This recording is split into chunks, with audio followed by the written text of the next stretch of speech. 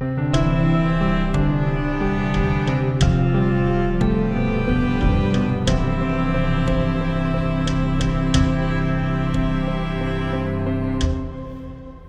from Rich Music.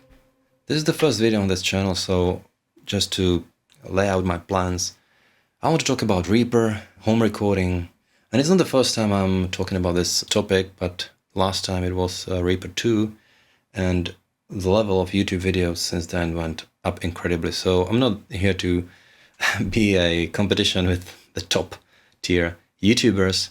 What I want to do is to share my problems and solutions to them, little tips and tricks, with Reaper mostly and also the software around.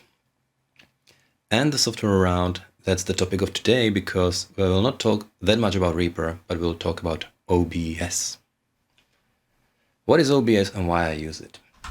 OBS, or Open Broadcast Software, is a solution that allows you to stream whatever you do on a desktop, but also makes it with camera input, for instance, that your face is visible in the corner. So it's a typical tool for streamers.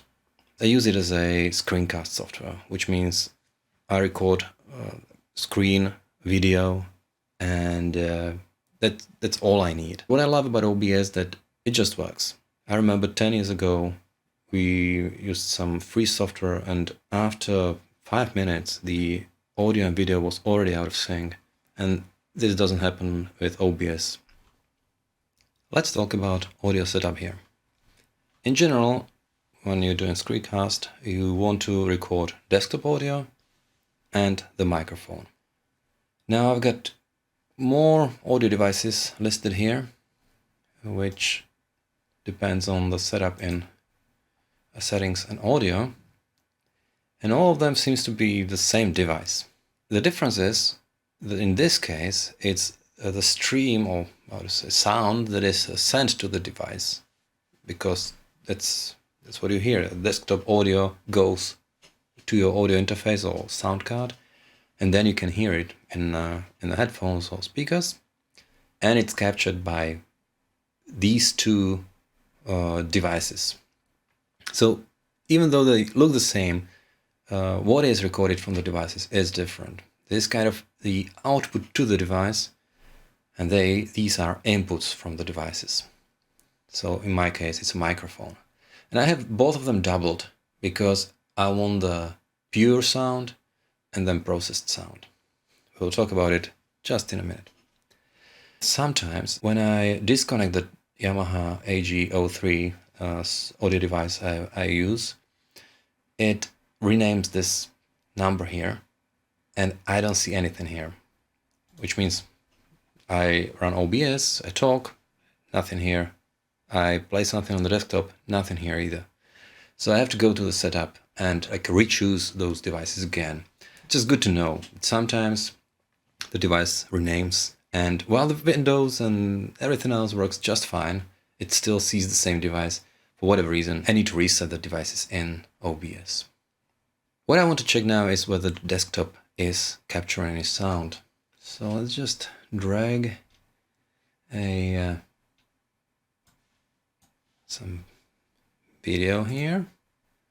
Let's play it. Hey everyone, Anna here from Native Instruments, and today I'm super excited to be showing you the new donation. Okay, we will talk about the video in one of the future videos. We saw that we're recording desktop and we are recording microphone too. Now I have 4 signals, so to say, although 2 of them are very similar. How do I put them into the final video file? Let's go to the output and recording, because we are recording, we are not streaming. And here I have 3 audio tracks set. So I have 4 inputs, 3 audio tracks. Okay, where can I set what goes where? And for that we need to use, I hope it's this advanced audio. Yeah, that's it.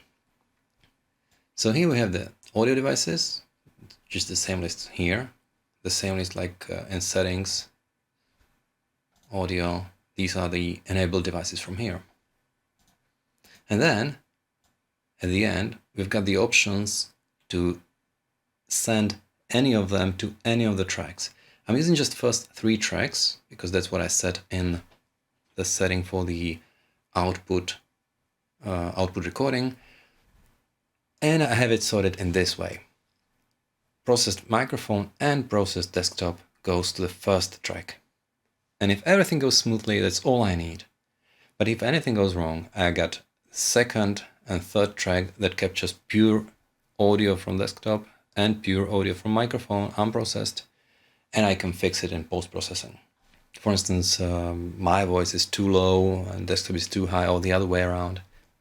So we know how to record desktop audio into our video. Now let's try the same with Reaper. I will start playback in Reaper and I can hear the sound, but OBS can't hear it, and neither can you.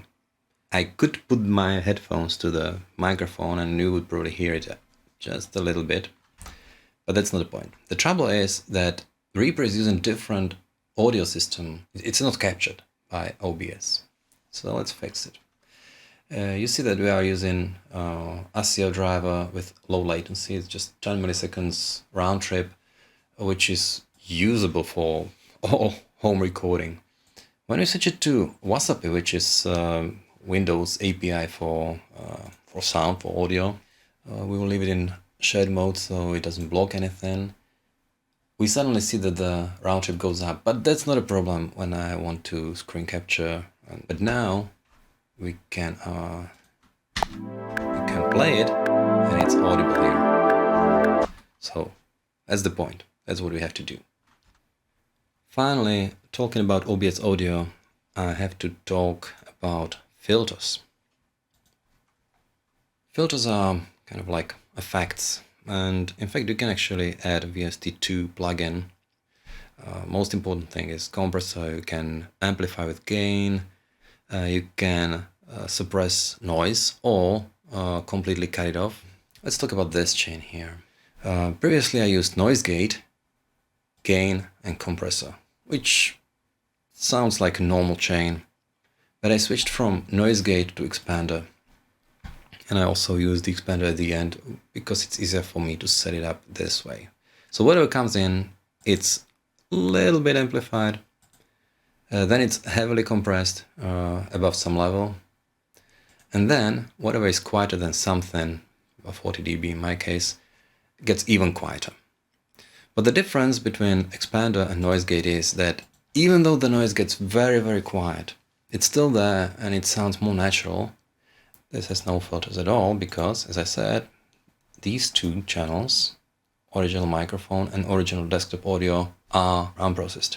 Finally, I've got some sidechain compression here. So it goes from Yamaha USB recording processed, which is the microphone processed after the chain I showed you previously. Anytime this makes noise over 30 dB, it suppresses the sound here a little bit. If I speak, I want my voice to be heard, not the desktop audio. That's about OBS and audio there. Before we close this video, let's try one last thing, and it's using the actual video files in a video editor. I'm using kind of old movie studio. Let's try to find the file and let's see what it does. Nothing. Okay, the problem is that the file I want to import is Matroska video, which is a container, and Movie Studio doesn't understand this container. But OBS has another trick in its sleeve, and it's this Remux recordings.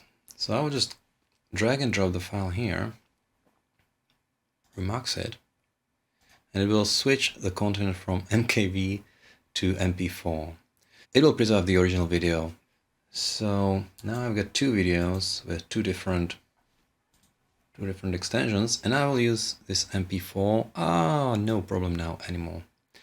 So yeah, I want this project to accommodate the video. So I've got audio 1. This should be pure desktop, and this will be microphone only. We'll mute this, and let's just switch to OBS. Let's see whether music. This is the first video on this channel, so just it actually plays it here just fine. Let's check this one for a change. Music. Yeah, this is microphone. So it's in the same order we set in OBS. Set in OBS here. Recording 1, 2, 3, and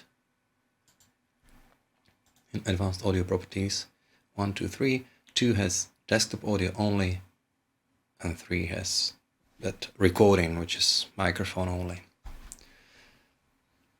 So to wrap it up, what did we do today? I introduced OBS to you and showed you how I use it to screen capture. I showed you how I organize my audio devices and how I send them into tracks. I showed you what you have to do with REAPER, that you have to switch it to WASAPI audio system if you want to record it with OBS. I very quickly showed you some filters in OBS for the audio. And finally, I demonstrated how to import the recorded file into a video editor.